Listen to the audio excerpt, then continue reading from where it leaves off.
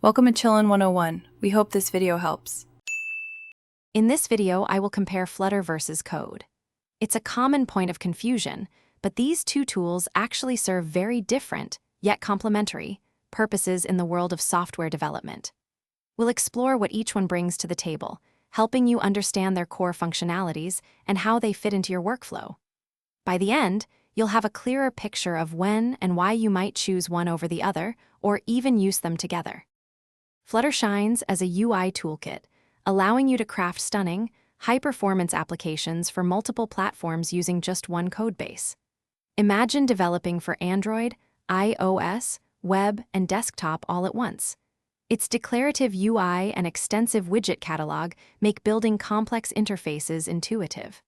Plus, features like Hot Reload let you see changes almost instantly, drastically cutting down development time and boosting productivity for your team. On the other hand, Visual Studio Code is a powerhouse as a code editor. It's incredibly lightweight, yet packed with features that make coding a breeze. With support for virtually every programming language imaginable, thanks to its massive extension marketplace, you can tailor it to your exact needs.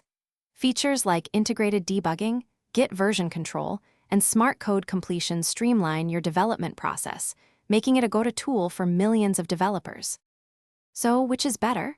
The truth is, they aren't in direct competition.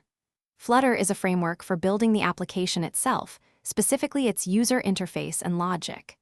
Visual Studio Code, however, is the environment where you write, debug, and manage that code. Many developers use Visual Studio Code as their primary editor for developing Flutter applications, leveraging the strengths of both tools to create efficient and high-quality software. They work hand in hand.